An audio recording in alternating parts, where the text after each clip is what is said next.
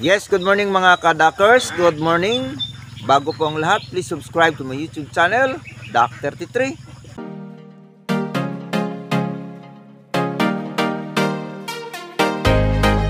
Pakihit naman ang notification bell upang updated kayo sa mga video ko pang may upload. Sa nagko-comment po na mayroon sanang balak mag-alaga ng itik, sir, wag mo nang pangarapin na mag-iitik ka lang. Gawin mo na ngayon habang may panahon ka pa. So sa mga gustong mag-alaga ng itik dyan at sa mga may pangarap mag-itik, wag nyo nang pangarapin na mag-itik kayo. Gawin na ninyo habang may panahon pa kayo mga kadakers. Kasi kapag matanda na tayo, hindi na tayo makalakad-lakad at hindi na tayo makatakbo ng matulin. So medyo mahirapan na tayo. So habang may panahon pa, gawin na natin mga kadakers. Alam ba ninyo mga kadakers, noong wala pa akong itik, hindi po ako kilala kahit sinong tao kapag dumaan ako sa kalsada. Ganyan mga kadakers, katindi ang aking kahirapan noon. Noong wala pa akong alagang itik, hindi po tayo kilala. So ngayon, iba na po yung pagtingin ng tao sa akin. Minsan, sabi nila maghiram pa sila ng pera.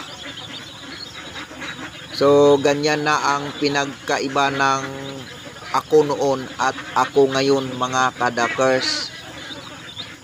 Hindi talaga lugi ang pag-alaga ng itik mga kadakers kapag ang itik natin ay marami. Mag-minimum tayo ng 500. So ganyan po karami ang minimum po para magkaroon po tayo ng income at hindi tayo lugi. Kasi yung itik natin kung mga 50 heads lang yan, talagang lugi tayo dyan.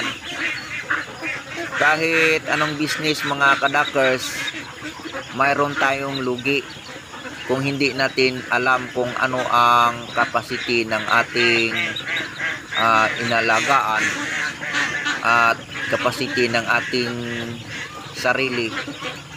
So malulugi tayo talaga. Maganda dito sa pag-iitik mga kadakers, yung talagang nahirapan na po tayo, yung hirap na hirap tayo, yun po ang pinaka magandang mangyari sa buhay natin. Kasi experience ko po ito. The more na mahirapan tayo, mas lalong lumalaki yung income natin mga kadakers. Kasi dito sa pag-alaga ng itik mga kadakers, hindi po mahirap ang itik. Kung ang itik mo ay 10 piraso lang, hindi yan mahirap. Pero kapag ang itik natin ay 1,000 na, talagang mahirap kasi marami na. Pero tingnan naman natin yung kahirapan natin sa 1,000. Mayroon tayong income na 7,000 a day. So talagang mahirap dahil 1,000 na po yung ating income. Yung pag-iitik po, hindi po minimum ang income dito mga kadakers. Talagang abnormality talaga yung income dito. Kung mas marami ang itik mo, mas malaki ang income mo. Kaya yung mga iba dyan, hindi na nag-iitik ng tag 1,000. Kagaya ng subscribers ko noon, nagtanong-tanong lang sa akin, ngayon 5,000 na ang itik. So siya na po ang nagiging buyer ko dito sa Agusan. Nakabili na po siya ng mga sasakyan. So ang sa akin, mahirap talaga yung pag-iitik talaga na wala tayong kapital. Dahil nagsimula lang ako sa 33 heads.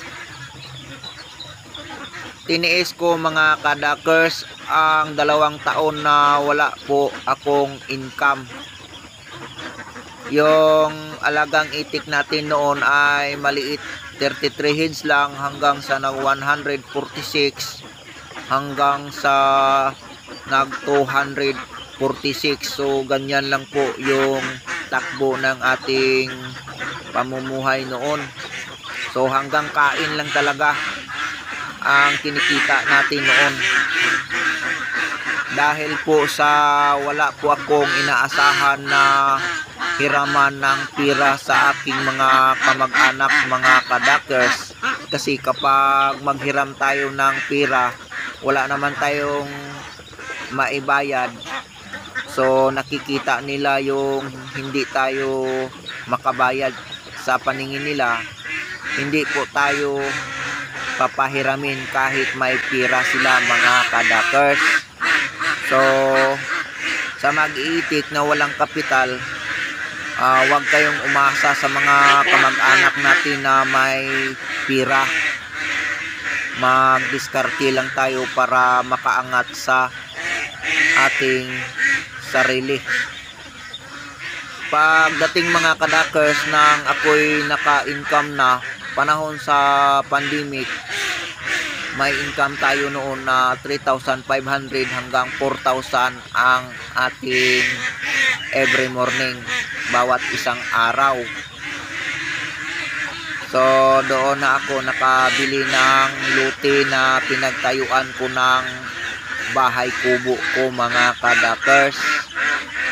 At hindi tayo nakapagparami kaagad ng mga alagang itik natin, mga kadakers, dahil sa iba-iba yung napuntahan ng mga pira natin.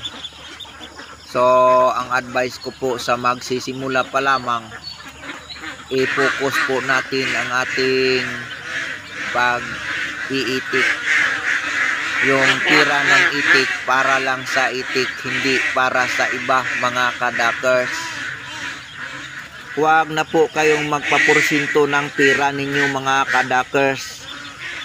Dahil minsan iniisip natin yung porsinto ng pira natin, pero hindi natin nakikita doon sa unahan na hindi makabayad sa kapital at saka damay na rin yung porsinto.